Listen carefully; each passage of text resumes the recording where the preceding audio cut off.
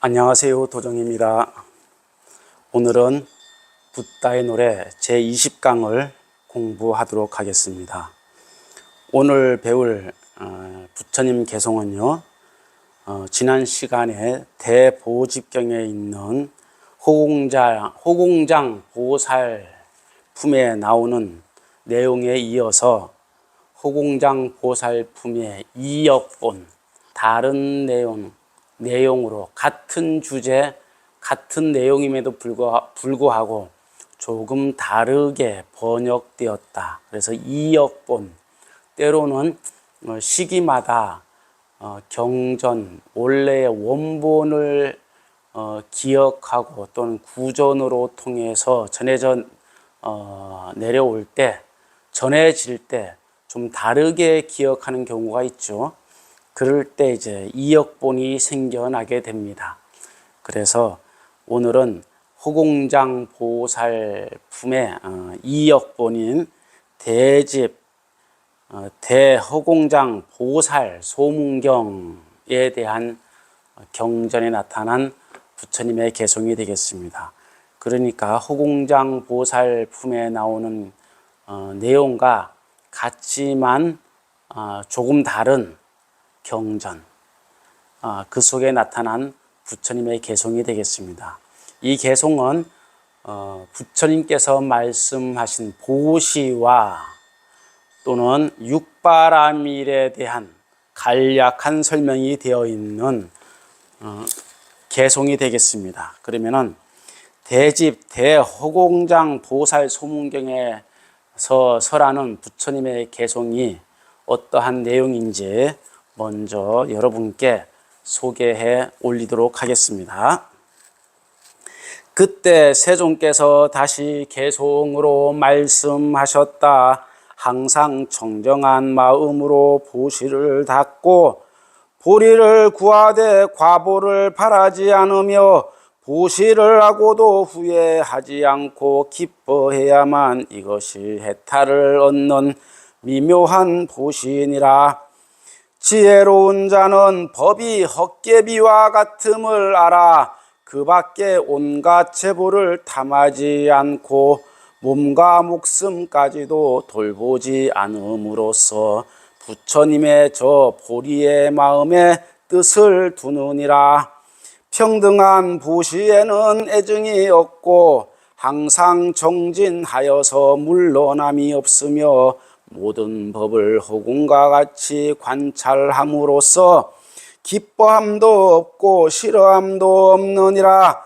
법의 성품이 본래 청정한 것임을 알아 보리를 구하고 보시하는 것 역시 그렇게 하고 보시로 말미암아 탐욕을 내지 않으며 항상 버리는 마음 닦아 희론이 없느니라. 평등한 보시에는 온갖 생각을 여의고 상중하에 분별이 없는가 하면 뜻이 청정하여 항상 허물이 없으며 지혜로운 보시여서 바라는 것이 없느니라.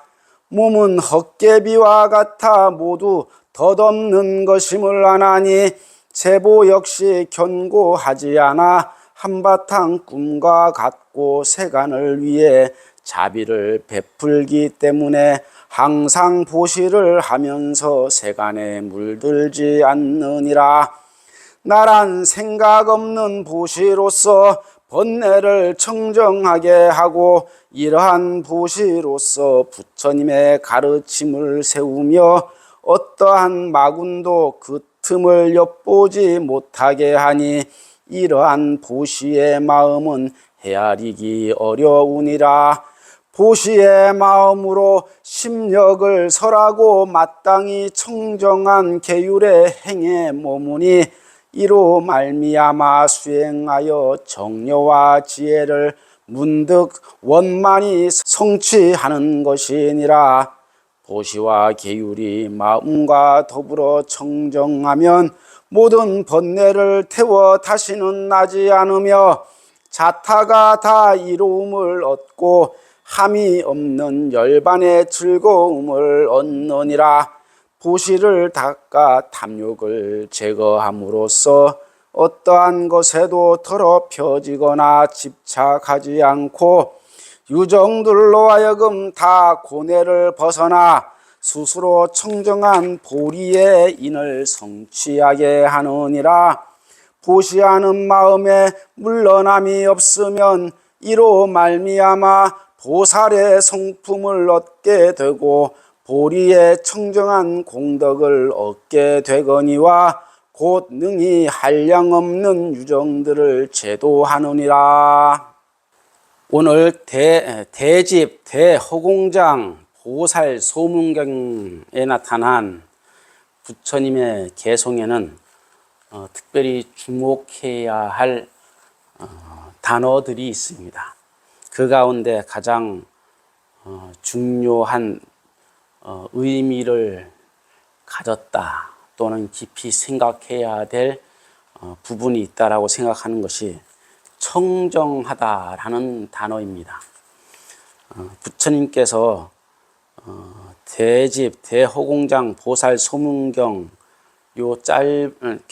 소문경에 나타난 대집 대허공장 보살 소문경에 나타난 제가 소개시켜드린 이 짧은 개송 가운데는 청정하다라는 내용이 총 8번이 등장합니다. 그러니까 하나의 개송에 8번이나 청정한 것에 대한 강조가 있단 말이죠. 제일 첫 번째가 이제 항상 청정한 마음으로 보시를 닦고 하는 이제 첫 번째 내용이 있고, 네 번째 내용 연에 보면은 법의 성품이 본래 청정한 것임을 알아서 이런 내용이 있죠.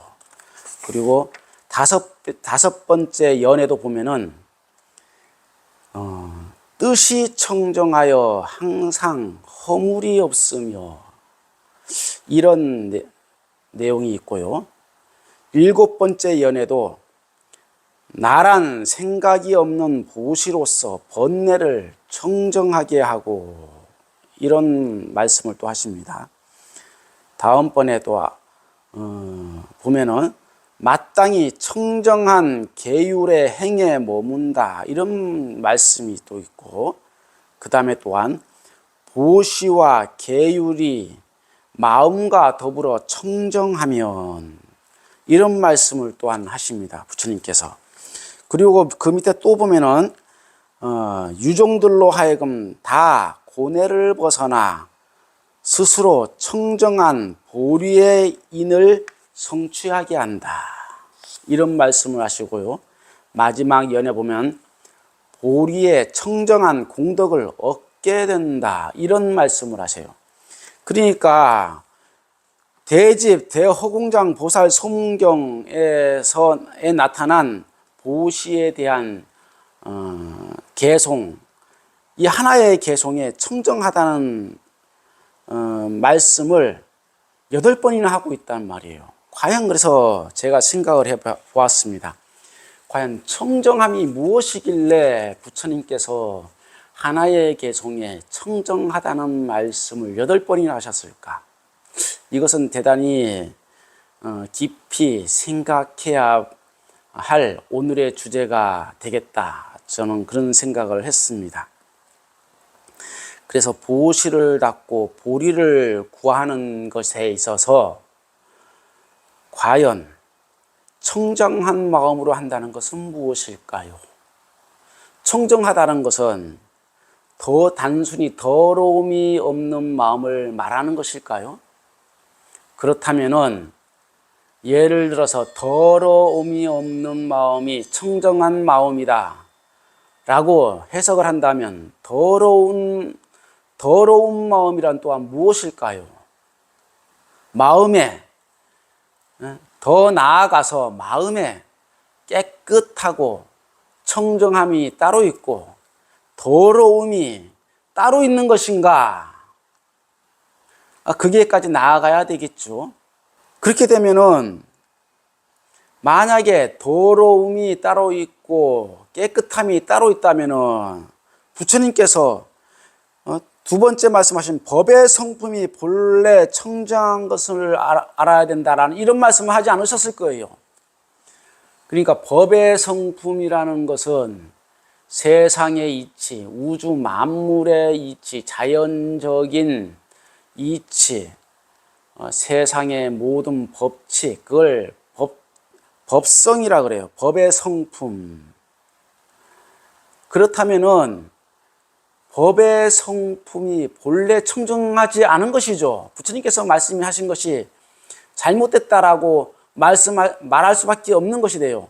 마음에 깨끗함이 있고 더러움이 있다면 본래 법의 성품이 청정할 수가 없는 것이잖아요. 법의 성품에도 더러움이 있고 깨끗함이 있게 되는 것이죠. 그러니까 그리 되면은 법의 성품도 본래는 청정하다 이런 말을 할 수가 없는 거예요. 본래 청정하면은 더러워질 수가 없는 것이기 때문에 그래요. 우리는 항상 이분법적으로 깨끗하다 하면 더럽다라고 반대급부적인 생각을 하게 됩니다. 그런데 청정하다라는 것은 깨끗하다와 더럽다가 함께 존재하는 게 아니라는 거예요. 예를 들면 만이주가 있습니다. 만이주. 여러분께서 불교에서 만이주라고 들어보시는지 모르겠어요. 만이주를 다르게 말하면 여의주라고도 말을 합니다. 여의주. 뜻이 여여하게 그대로 비추어 나타나는 구슬이에요. 이 구슬은 형상이 있을까요? 없을까요?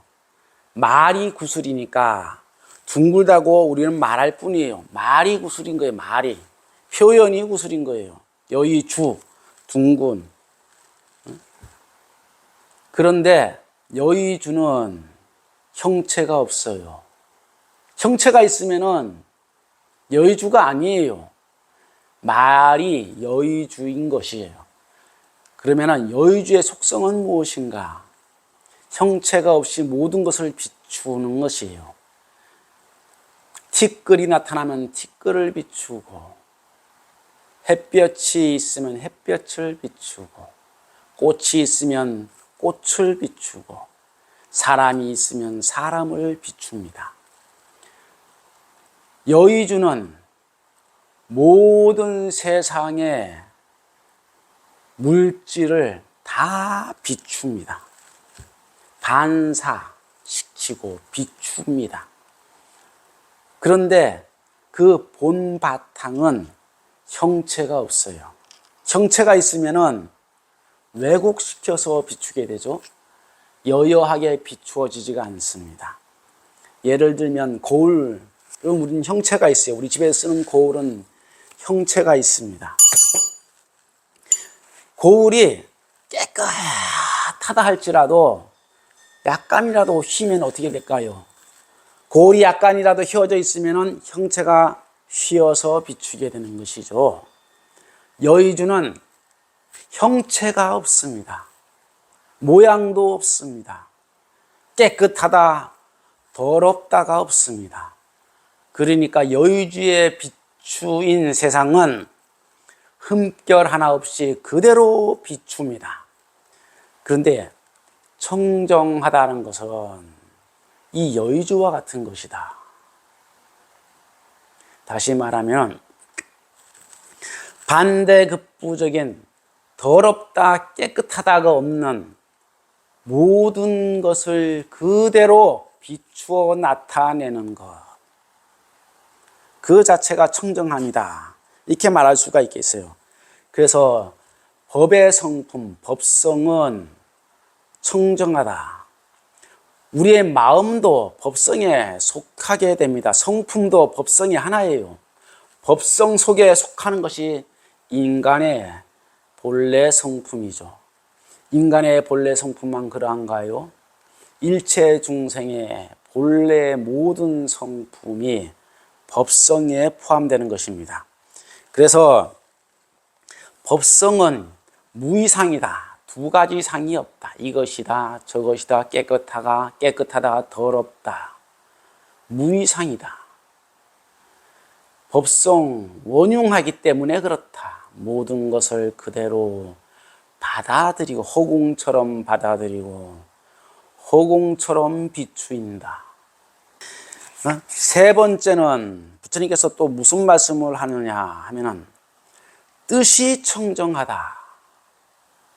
상중하에 분별이 없는 뜻이 청정한 보시에 대해서 말씀하고 계세요. 보시를 할 때 어떠한 마음으로 해야 되느냐? 청정한 마음으로.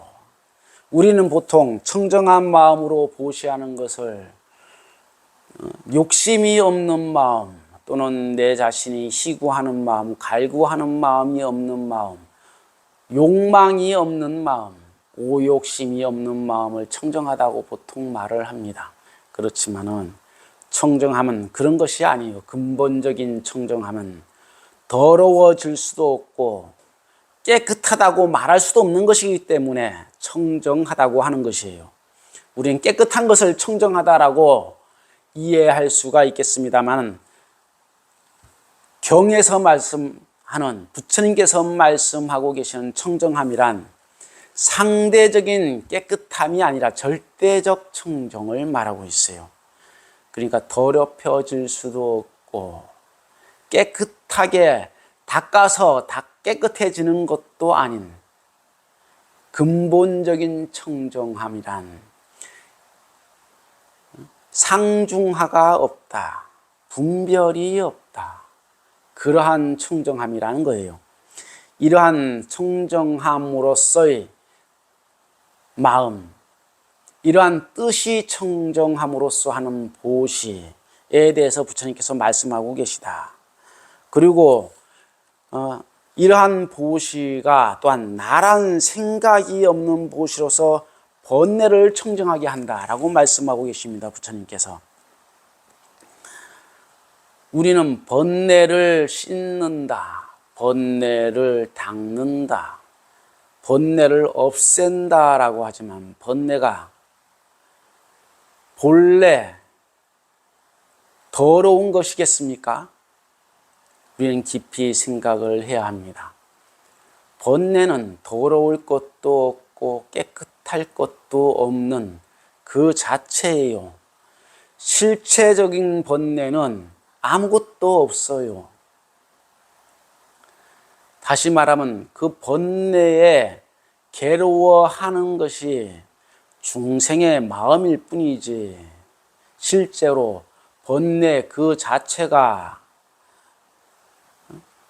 깨끗하게 할 것도 없고 더럽다고 할 것도 없다는 것을 알면 번뇌가 더 이상 번뇌가 아닌 거예요.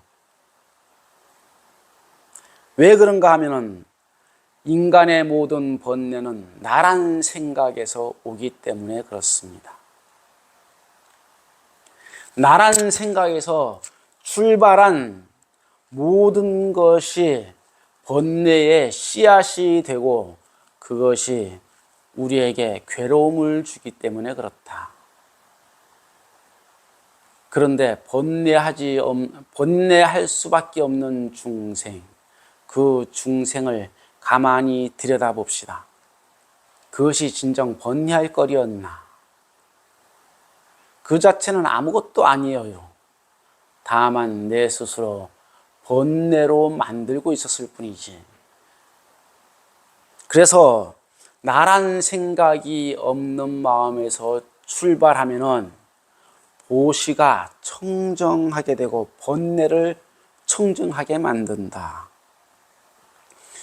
그렇게 말씀하고 계신 것입니다. 그래서 보시 또한 보시의 마음으로 심력을 설하고 마땅한 청정한 계율의 행에 머물게 되는 것이에요. 부처님께서 말씀하신 청정한 계율의 행은 또 무엇일까요?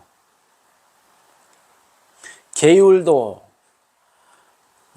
행위도 수행도 우리는 보통 참 청정하다 이렇게 평가하는 스님들이 계십니다. 저분은 청정율사야. 저분은 청정한 선사야. 참 청정하게 사신다. 우리는 보통 이게 판단을 합니다. 그런데 과연 청정한 계율이란 무엇일까요? 청정한 계율이 따로 있는 것일까요? 계율에 있어서 청정함이란, 수행에 있어서 청정함이란, 또한 보시의 마음으로서의 청정함이란, 더러움이 없다라고 판단하는 인간의 이분법적, 중생의 이분법적 사고에 의한 청정이 아니라는 거예요. 실적으로 우리는 늘상 계율을 조금 어기면은 그 사람에 대해서 청정하지 않은 수행자, 또한 청정하지 않은 불자라고 우리는 손가락질을 합니다.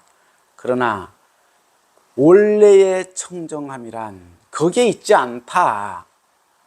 그런 이분법적인 내가 조금 잘하고 네가 조금 못하고 내가 계율을 조금 더 잘 지키고 거기에 있는 것이 아니다. 원래 청정한 계율이란 더러움과 깨끗함을 나누지 않는 그 계율의 정신에 있다. 그 원래 계율의 정신에 입각해서 올바로 법계를 관할 때, 법의 성품, 법성을 관할 때 비로소 청정한 계율의 행위 나타나게 된다. 그 말씀을 하고 계세요. 이로 말미암아서 선정에도 바르게 들고 지혜도 바르게 얻을 수 있다. 원만히 성취하게 된다. 이렇게 부처님께서 말씀하고 계신 것이에요. 그래서 보시도 계율도 마음도 더불어 청정함을 알면은 본래 청정성이었다는 것을 알면은 모든 번뇌가 태워져 버리고 다시 나지 않는다라고 말씀하십니다. 우리는 보통 다시 난다고 말할 때 어떤 표현을 쓰느냐? 윤회한다라고 보통 말을 합니다. 생사에 윤회한다. 다시 나는 것은 생사윤회예요. 그러면은 생사윤회가 있느니 없느니 따지기 전에 그러한 실론을 하기 전에 생사의 윤회는 왜 생겨났다는 것인가? 왜 생사윤회가 있다라고 말하는 것인가에 대해서 주목해야 됩니다. 있다 없다 증거를 대라. 없으면 없는 증거, 있으면 있는 증거를 대라는 것은 바보 같은 논리예요. 오히려 생사의 근본은 무엇인가를 알면 생사라는 것이 있구나, 또한 생사라는 것이 없대도 상관이 없구나라는 것을 알게 돼요. 그 말이 무슨 말이냐 그러면은 번뇌를 태워버리면 생사가 없어요. 그때부터는 윤회가 없다. 부처님께서 말씀하신 개송에는 그런 의미가 담겨 있는 거예요. 다시 말하면은 생사라는 것은, 윤회라는 것은 번뇌에 의해서 생겨나는 것이었다라는 것이에요.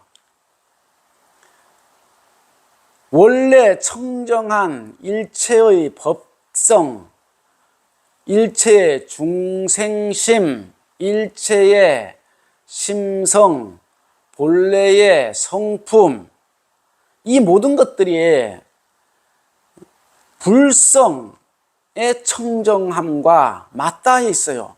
불성의 청정함은 번뇌가 없는 것이거든요.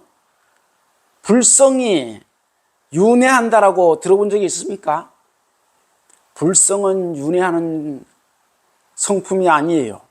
그러면은 중생에게는 불성이 있을까요? 없을까요? 모두가 불성을 갖추고 있다 라고 우리는 알고 배웠습니다.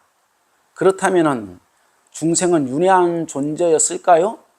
아니죠. 그렇지만 번뇌하기 때문에 불성도 윤회에 이끌린다. 번뇌하는 성품은 윤회에 이끌린다. 생사를 거듭하게 된다. 때로는 보살심도 윤회에 뛰어들어서 생사에 적극적으로 참여하게 되기도 한다. 초기 불교에서는요, 모든 수행자가 기본적으로 생사를 벗어난 무여열반의 세계로 가는 것이 이상적인 수행의 목표였어요. 그래서 아라한이 되는 것이 목표였다고 그래요. 다시는 태어나지 않는 것. 그것이 아라한이에요. 그렇지만은 대승보살, 대승의 세계로 불교가 발전하면서 이제는 윤회에 이끌리고 다시 태어나는 것에 신경 쓰는 것이 아니라 보살심을 행하기 위해서 윤회에 적극적으로 뛰어든다라는 개념이 생깁니다. 내가 중생을 제도하기 위해서 지옥으로 뛰어든다. 내가 중생을 제도하기 위해서 중생이 있는 곳은 어느 곳이든지 내가 그곳으로 가서 중생과 함께 울고 웃으며 중생과 함께 생사의 파도에 휩쓸리면서 스스로 보살도를 나타내고 중생을 제도한다. 그래서 스스로 번뇌 속에 뛰어들어서 번뇌가 없는 상태, 생사에 뛰어들어서 생사를 초월한 상태로 나아가는 것. 대단히 이상적이면서 대단히 발전된 그런 불교의 사상이 됩니다. 다음으로 스스로 청정한 보리의 인을 성취하게 된다. 그러므로 통해서 보살은 청정한 보시를 닦으면서 유정들로 하여금 고뇌를 벗어나게 하고 청정한 보리의 인을 성취한다. 청정한 보리의 인, 깨달음의 인, 깨달음을 성취할 수 있는 온갖 인연들을 원만히 이룬다. 그렇게 부처님께서 말씀하고 계십니다. 그리하여서 마침내 보리의 청정한 공덕을 얻고 한량없는 유정들을 제도한다. 청정함이란 이렇게 8가지로 나타난다. 그렇게 말씀하고 계신다. 우리는 배울 수 있습니다. 과연 육바라밀을 통틀어서 그 근본 마음이 허공장보살의 허공 같은 마음에서 대집 대허공장 보살 소문경에는 청정함으로 이르는 사상적 불교적 사상적 발전을 엿볼 수가 있습니다. 부처님께서 좀 더 깊이 있는 개송의 내용을 살고 계신 것이다. 이렇게 이해할 수 있겠습니다. 그러면은 오늘 배운 부처님의 개송 가운데 하나 더 배워야 할 것이 보시의 마음으로 심력을 설한다라는 이제 구절을 하나 배워야 되겠습니다. 보시의 마음으로 심력을 설한다. 보시의 마음으로 심력을 설한다는 것은 부처님의 10가지 지혜의 힘을 심력이라고 합니다. 10가지 힘, 심력. 어떤 힘이냐? 부처님의 10가지 지혜의 힘이다. 그래서 이 10가지 지혜의 힘을 중생들에게 나타냄으로써 청정한 계율의 행을 원만히 성취하게 되는데, 그 부처님의 10가지 지혜의 힘은 무엇인가 하면요. 첫째, 도리와 도리 아닌 것을 분명히 아는 부처님의 지혜의 힘입니다.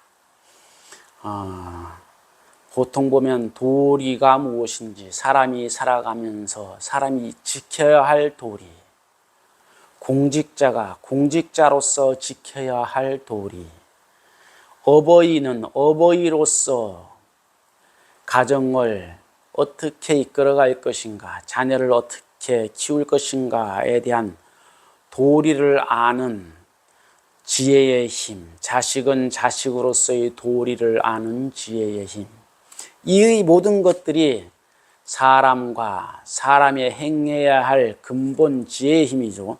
이것을 온전히 분별하는 힘입니다. 부처님의 힘입니다. 부처님의 지혜의 힘입니다. 그래서 이 도리를 모르면 무도한 자라 그래요, 우리는. 나라를 다스리는, 또한 나라를 이끄는 위정자가 도리를 모르면 무도한 자가 되어 백성을 도탄에 빠뜨리게 됩니다. 그래서 도리 모르는 자를 추종하고 도리 모르는 자를 두둔하는 것은 부처님의 지혜가 없기 때문에 그렇다. 그렇게 아셔야 될 것입니다. 두 번째, 부처님의 심력 가운데 두 번째 부처님의 힘은 무엇인가? 업과 그 과부를 분명히 아는 지혜의 힘입니다. 우리는 업에 대해서 부정하는 경우가 많아요. 업이 없다느니 업의 과부가 어디 있어? 이렇게 쉽게 말합니다. 그건 무도한 자입니다. 무지한 자입니다. 업을 지으면 반드시 그 과부가 오고, 그 과부는 내가 알지 못하는 사이에 다르게 작용하여 나타난다. 내가 지은 죄와 똑같은 과부가 오는 게 아니라 다르게 어떻게 변화되어 나타날지 누구도 몰라요. 그 과부를 분명히 아는 지혜의 힘, 그것이 두 번째 부처님의 지혜의 힘입니다. 세 번째는 선정에 통달한 지혜의 힘입니다. 살아가면서 온갖 경계에 부딪혀서도 지혜를 바라면서 선정을 잃지 않는 것, 그 선정에 통달하는 지혜를 아는 것, 그것이 세 번째 부처님의 힘입니다. 네 번째 심력의 힘은 중생은 깨달음에 대한 저마다의 다른 능력을 가지고 있음을 아는 힘입니다. 중생마다 근기에 따라서 다르게 깨달을 수 있다. 다 똑같은 깨달음이 아니라 다르게 깨달음을 나타내고 다르게 깨달음을 실천할 수 있다는 것을 아는 부처님의 지혜의 힘을 말합니다. 다섯 번째는 중생의 원과 의욕을 알고 저마다 그 원과 의욕이 다르게 나타난다는 것을 아는 지혜의 힘입니다. 그러니까 중생마다 원과 의욕이 다르니까 보살심으로서 그 원과 의욕을 도와서 깨달음에 이르도록 하는 것이죠. 여섯 번째는 중생의 성품을 아는 지혜의 힘입니다. 중생의 성품, 과연 중생의 성품은 무엇일까요? 부처님의 성품은 무엇일까요? 모두가 불성이 있건만 어찌하여서 중생은 중생의 성품에 갇히게 된 것일까요?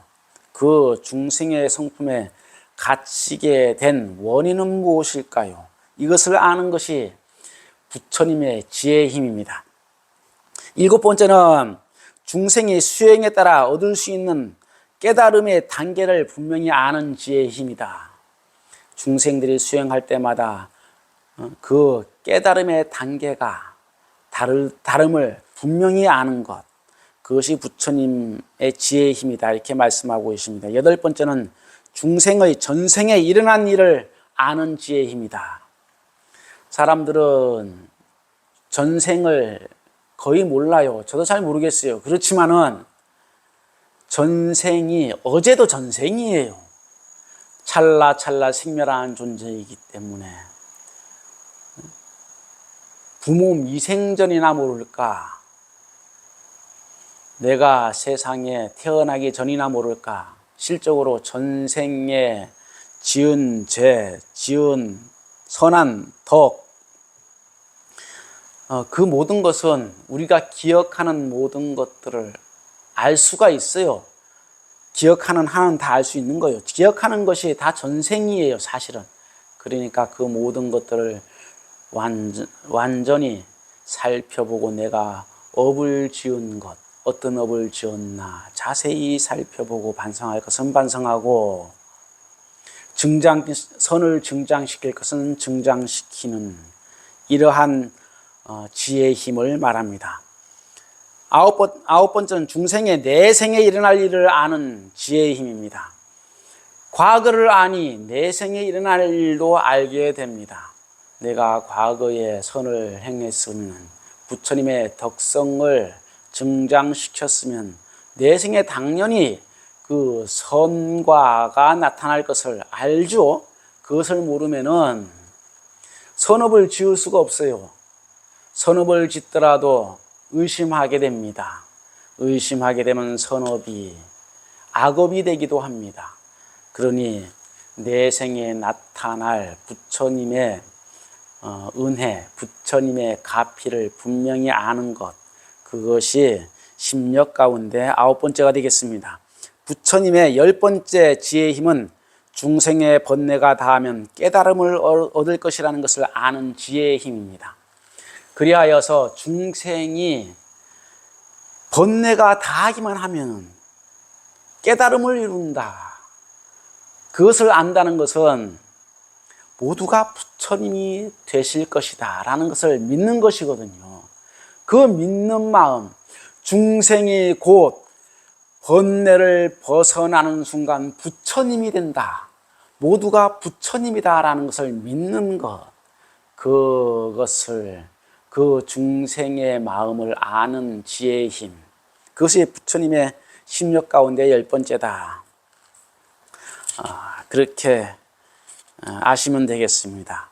그래서 이 10가지 부처님의 지혜의 힘, 심력을 보시로서 설하면서 청정한 계율에 머물면서 선정과 지혜를 원만히 성취해야 되겠다 하는 것도 배우게 됩니다. 오늘 20강 함께 해주신 불자님들께 감사의 말씀을 드리면서요, 본래 청정함이란 무엇인가, 우리에게 더럽고 깨끗하다라는 관념을, 이분법적인 관념을 뛰어넘은 근본적인 청정함이란 무엇인가에 대한 깊이 있는 성찰이 있으시기를 바론드립니다. 다음 21강에서 뵙도록 하겠습니다. 늘 평안하시고 늘 부처님의 가피가 함께 하시기를 바론드립니다. 고맙습니다.